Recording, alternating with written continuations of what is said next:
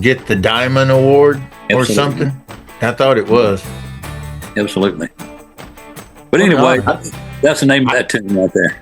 That's a huge cut. I used to write with Kent and Victoria Shaw both. So they would keep me in the loop on a lot of that kind of stuff. I came up after that period of time.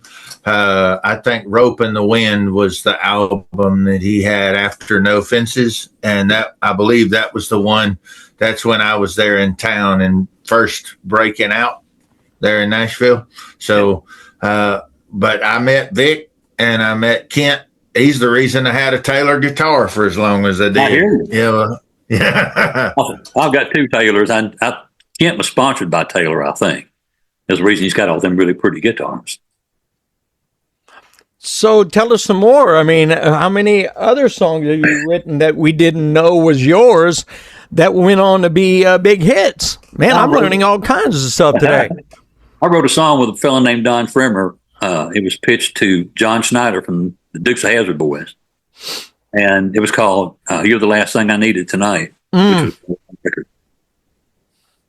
And then I wrote with Bill Shore. I wrote Can I Lean On You, Leona? Sawyer Brown, which was a huge song for them. They won Star Search with it, as a matter of fact. And then I've had songs on Keith Whitley. I had Charleston, North Carolina on Keith Whitley, and Woman Your Love by Mo Bandy. And I've had all the songs on Patty Loveless and Rhonda Vincent. And oh golly, I think your mailman just passed. Pardon me? Yeah. I think your mailman just passed. You need to go check that box, my man. I hear you, man. I hear you. But I've had a bunch more than that. I just can't recall them off the top of my head. But I put you on the spot. I shouldn't have done that. But again, I mean, I unless I went and looked, I wouldn't have known that you wrote Wild Horses. That was another big one as well. So, what do you got going on right now? What are you working on currently? You got any new projects going on? Well, I just finished an album here a while back called Way Too Much Fun. And it has like 8 new songs on it. And they're up tempo and mid tempo and country, and Honor Bound is on that particular album. And I'm touring some, getting back into it. Fall is big time for touring, so I'll be stepping back into it. It's 120 degrees out there today. I don't think you want to be on that stage outside at 120 degrees. Been there, done that, bro, and it was not fun. When I was outside shows are a young man. Yeah, anytime you go outside, and especially in the South, Midwest is just bad. People don't realize it, but touring in the summertime, that's a young man's game if you do it outside. Go. What were you saying? Well, I opened for Charlie Pride for 2 years as well, too. And we used to do a bunch of fairs, and it was outside stuff. And we would just literally melt on stage. It was so hot. Let me tell you a story about that real quick. I've had a pretty exciting life. That's just why we're here. We're here for the stories. Yeah. I was on the plane with Charlie Pride. We had just done a concert in Sioux Falls, South Dakota. And we're coming back. Charlie was based out of Dallas, Texas. And so I was living in Dallas, Texas at that time. But we were going to make a landing at, what was it? Wasn't Dallas Love Field, but it was close to there anyway. I forgot. But at 7,000 feet, we got hit in the air by another airplane. What? Yeah. And sadly, it killed the other 2 people that hit us. It was a student pilot and an instructor. And we barely landed on the ground. We had 31 or 32 people on board the plane. Charlie was on the plane, the whole group of us and everything. And we barely made it. We got off the plane. The pilot said, "Boys, y'all get out of here. Get out of the plane as fast as you can." And we didn't know what was going on, but the right engine was revving as fast as it would go. The left engine was off. We couldn't turn the right engine off. And the pilots were sitting there with their feet on the brakes. And we turned around and looked at the airplane. I did. And the vertical stabilizer on the airplane was sheared off, even with the rest of the airplane. And so I survived a mid-air collision. So, I mean, that's something else that not many people can talk about. Mm-hmm. Talking about being grateful and being thankful, right? And being blessed.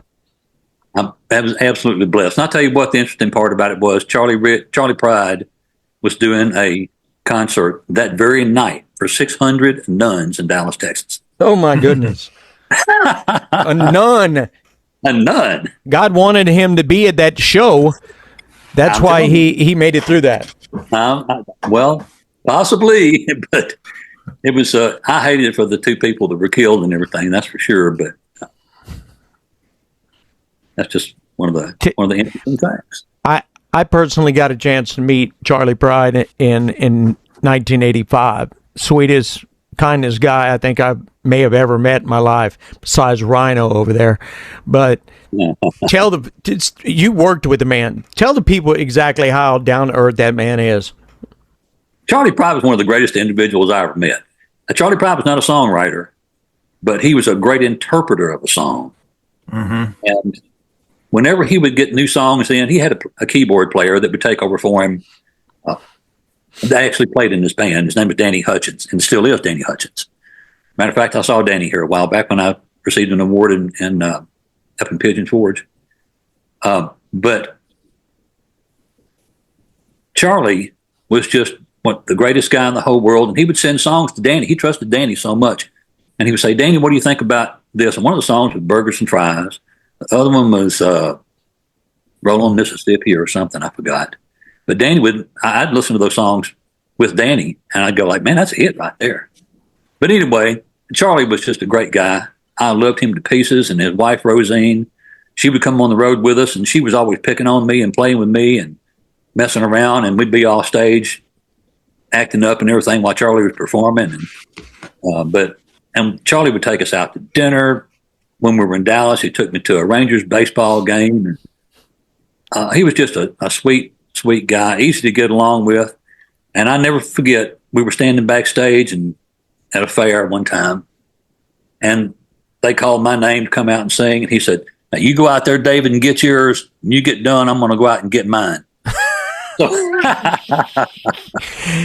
I loved Charlie Pride. He was a great guy. That year I met him, it was over at the Tennessee State Fairgrounds for fanfare. And, there was so many people coming and going and meeting him, and they would talk, and they would move on. And he always, every time I would be getting ready to walk away because we were talking about stuff, he'd always put his finger up, like, don't go away. So we would always go back to talking. Me and him and O.B. McClinton was there. And all three of us, I was a nothing, man. I was a 15-year-old. I had stars in my eyes, and I was just overwhelmed at how down to earth all these people were. And my dad left me and went somewhere else, and he came back. He's like, "Are you still bothering this man?" And Charlie's like, "He's not bothering us at all, man. We feel like we're bothering him." But it was just literally the greatest, probably the greatest guy I've met. He was a sweet guy. And you know what, guys, I'll tell you what. Everybody from Conway Twitty to Charlie Rich to anybody that you can think of, David Houston, George Jones, back in the day when I was coming up in the golden age of country music, I call it, in the 70s and 80s and all that, I never met anybody who had a mean personality or a mean bone in their body. They were all there for you, and they would help you any way that they could. Ernest Tubbard let you ride his bus back to Nashville if you were out on the road someplace and, save you an airline ticket. So it was just they were great, great people, and they still are great people. I see that some of the new ones coming along and everything, and they're the exact same way. They follow in the footsteps of of the other ones. If you want to be successful and have longevity, you got to be able to be personable with the folks and be obtainable is what I call it. Don't feel like you can't take that 5 minutes to talk to those fans. Me and Ryano had the drummer for B.B. King on here a while back, and Tony was telling us B.B. would not leave until everybody got what they wanted, the pictures, autograph, whatever. And to me, I don't know if it's still like that because I don't get out and do all that anymore. But that to me, you kind of got to be that way if you want to have that longevity. Garth Brooks would not leave if he had a line a mile long. He would stay until 3 o'clock in the morning signing autographs. That's how you build a fan base right there. Yep. Loyal fan base. It's called dedication, man. I mean, you can't sell 100 million records or plus that Garth has without having that kind of stick-to-itiveness and dedicated fan base. That's just all there is to it. Well, it was one moment for him to spend with someone, but that connection and that, 2 minutes, 5 minutes of saying, I appreciate you and I'm just like you and you're just like me. Once you do that, they carry that freeze frame moment for the rest of their lives. You were talking, I never worked with Charlie. I wasn't close to Charlie like you were, but we were on a regular basis where we recognized each other. We were hanging out backstage at the Opry one time. He'd gone out and performed, and there was some people I was working with, so I popped in backstage. And his son used to go with him a lot of places. Big old kid. Yeah. They were there that night, and I wanted to do something nice. This is how down to earth and no frills he was. I said, I want to buy you dinner tonight. We talked about hanging out and doing something. I want to take you out and feed you. What you got planned after this tonight? Well, we don't have anything. All right, you pick where you want to go, and I'm buying. We're going to go. He said, and you remember the late 90s, it had already moved. I mean, it was over there at the Opryland area at that time. And I said, where you want to go? He said, well, there's a Shoney's right up the road. I was like, damn it, I said somewhere nice. I was trying to go in there and spoil you. And that man, he was down. He was a Whataburger king. I mean, he'd just be happy to go and sit because it was about the company, I tell you what, after our shows, we'd go back to, we basically stayed in Hilton hotels and stuff, but we would go to the lounge area after the show was over with, and Charlie would come walking in, and he'd say, hey, talking to one of his band members, he'd say, go get your guitar a minute. And the guy would go pick his guitar and bring it back, and Charlie would start singing and have an audience right there in the lounge. I was going to ask you if that's what it would wind up at. That's cool. Yeah, people would say, Charlie, would you sing Kiss an Angel Good Morning? He went, if you wanted to hear Kiss an Angel Good Morning, you should have come to my show. I'm here to sing Merle Haggard and yes, sir. And some other ones, the people I like right now. So he would launch other people. Pride, some of the other songs and everything. He'd play songs that he liked. And people just fell in love with him, man. He was just a great guy. I want to say early 90s, I was working in country radio in a town called Mountain Home, Arkansas. And there was always the Bassmasters tournament always come to town during that period. And the guys from Alabama, Jeff and Randy, were a lot of times they would show up at these bass tournaments. And they were staying at a place, Holiday Inn. I think it was. I don't even know if it's a Holiday anymore. But they had a Fox Lounge downstairs, and I had a buddy of mine. I remember he called me on the payphone. I was on the air the night he called me. He's like, "I want you to listen to this," and I'm listening to the phone, and I'm like, "That sounds like Alabama, dude." He's like, "That's exactly who it is." Yeah. He said they came in. They asked the house band to take a break. They came in, asked them if they could use theirs. He said they've been jamming for an hour. And I was like, that's the best freak concert that those people never knew was coming. That's right, exactly. And I was just like Courtney walks into a place and gets up at the bar and goes and launches into, I saw her standing there. People don't expect that, and that's what they really.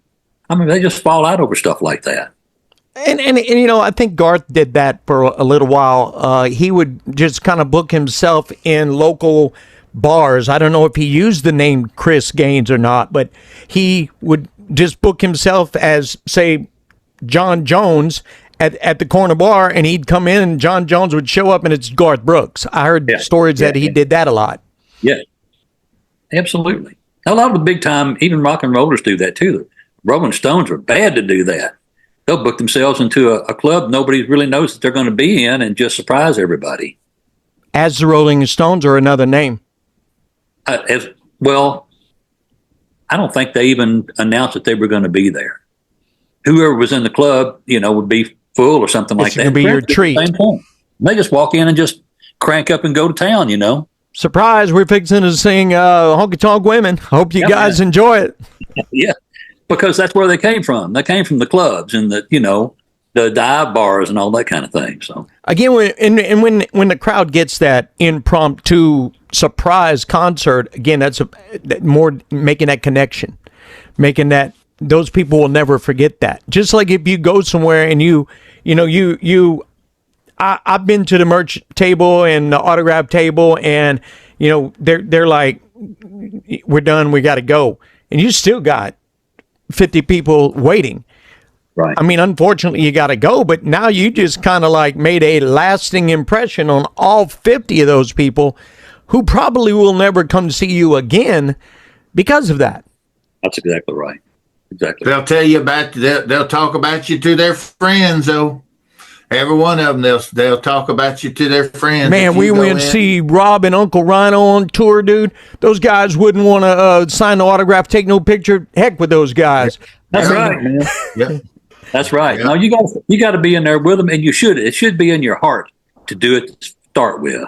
You should be so thankful that it's even happening to you, that you go like, I wouldn't even think about leaving. That's the greatest way to say thank you, when they took time out of their own schedule to buy a ticket to get that money. Dressed, That's what I was fixing to say. Well, it ain't even that money. What I'm saying is they spent the money to go see you. They're hard-earned money. What's more important, money or time? Because with enough time you can make more money, but all the money in the world won't buy 5 lost minutes of last week. And they chose to take their time, and they broke from their regular schedule in their lives, and they came to support you. And that is absolutely incredible. They drove across town, or no telling how far. They parked in. Yeah, and they parked and paid stupid prices dealing with yahoos trying to get a parking spot, then came in the front door, looked at all the overpriced everything from the beer to the shirts to whatever it is. But they did it in spite of all those things to support you, because they see themselves in you, and they're rooting for themselves when they root for you. Yeah, and they see themselves in you. Yeah, I like that. Yeah, and that's exactly it. They're rooting for you because you're them. And when you take that time to connect with them, that reinforces what they believed. Right. And now they're supporting everything you do when they leave. Every one of your songs is going to get the benefit of the doubt. When I had there was a song on the jukebox out. I was playing this club, and this guy walked up and said, "David, I just got out of prison." And he said, "I want to tell you right now that song helped me get through the last couple of years that I was in prison." He said, "That song means everything to me." And those kind of, when people tell you stuff like that, it just blows you away, Mm-hmm. It just kind of tears at your heartstrings, man. I mean, literally, it's like, I've been to hundreds of shows. There's only probably a handful of them that I would never go see again, because either the quality of the show wasn't there, I was pretty disappointed, or just the attitude while they were up there. Most of them, like you said, when I went to that Tennessee State Fairgrounds that year, 99% of them were all pleasant, great, outgoing. Everybody was cool. Not going to say any names, but there was a couple of them that I was like, I'm so sorry you feel that way. I mean, it'd be better if you could be a little bit nicer to people. But sometimes people are exhausted. Sometimes artists are exhausted from being on the road, and they just can't they just can't spare another minute. And people sometimes need to really understand a little bit about that. Of course, if you don't tell them, they won't know it. They'll think you're weird or something. Yeah. But sometimes you can be on the road a long time and you be just physically exhausted, and something you just may not have time for it, or you may not have the energy for it. But most of the time, even if you don't, you have to do it anyway. anyway. We to your point, I grew up listening to a guy. I never knew him, but I knew his manager, and his manager wanted me to come. He was playing in Houston. And so for Valentine's Day, me and my wife, we got VIP'd and they brought us back. It was a little treat for my wife. I like staying at home, but my wife, she loves that kind of stuff. So we went, and you had Beyonce and you had Paul McCartney. All these people came. Snoop Dogg, they came because this guy's an icon around the world. And he's older, so they didn't know how many more laps. This is probably going to be the last one. We go to support the guy and just to say thank you for the amazing music and the amazing memories. You know, we did the same stuff that everybody else does, where you go through the parking and all that. Oh, yeah. And we slumped where we didn't spend money on tickets. I tried to spend money on all kinds of crazy merch and everything else to support. Yep. We get through it. It was a 3-hour set. It was a monster. It was a big old set, nonstop, huge band. That's one of the things I admire about what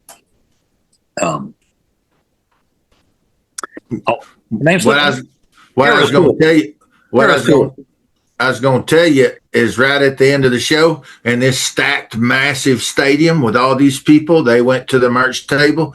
He just went off the back of the stage, got in a rent-a-car and left. Oh, man. And everybody who had come to see him and support him, he just bounced out. Thank you for your tickets. I'm out. Your story at the time you told me the first time, your story changed my mind of what I thought about him. I mean, I loved his music, but it's kind of like you can't do that to people. I mean, honestly, I don't know. I don't care if you've been doing this for 45 years. If you're tired of doing it, don't get up there and do it. Or be ready for those people to demand a little something extra. My favorite part was always the people. You know why Taylor Swift had such a year last year and the year before on that Eras tour? Because her set was 3 hours long.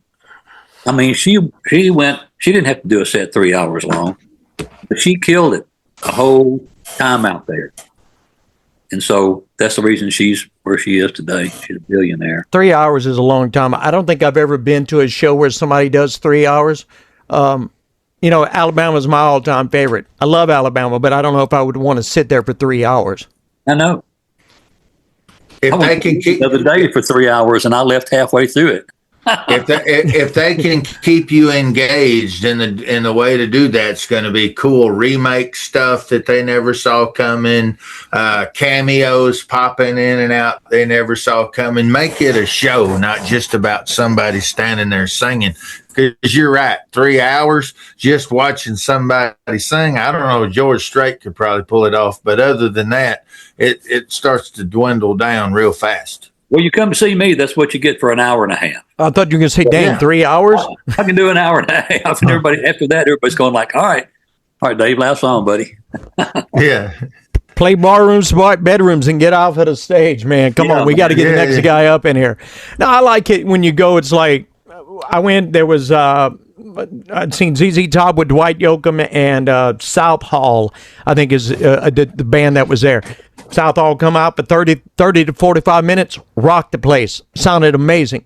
Dwight come out, he was there for an hour and 15 minutes, tore the place down.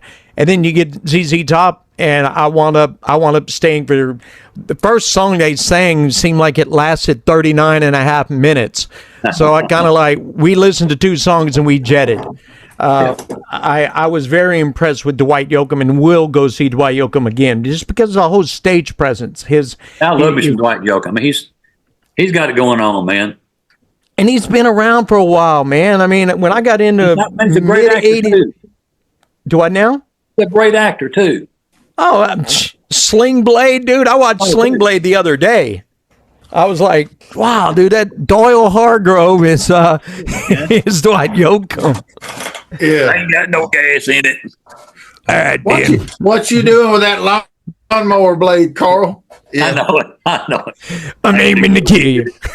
Yeah. That's who we need to get on the show, bro. Not we need to get Billy Bob Thornton because Billy Bob is an independent artist too. We need to get Billy Bob on the show. He's bad. He's bad to the bone. Dave, I'm 100% honored to have you with us. That was a quick 48 minutes, my man. What we try to do is like every 90 days, try to keep back in touch with you after the summer's over. If you're willing to come back, I'll hit Wesley up. We'll get you signed up for another deal here in about 90 days. Sounds good. Wesley, my manager and everything, and he does a great job with everything, and he's a guy that take care of it. So I appreciate you fellas a whole lot. You and Wesley are a tribe now, Big Daddy. So welcome to the tribe, my man. Yeah, y'all are the tribe. Yes, sir. It's growing by leaps and bounds every week, my man.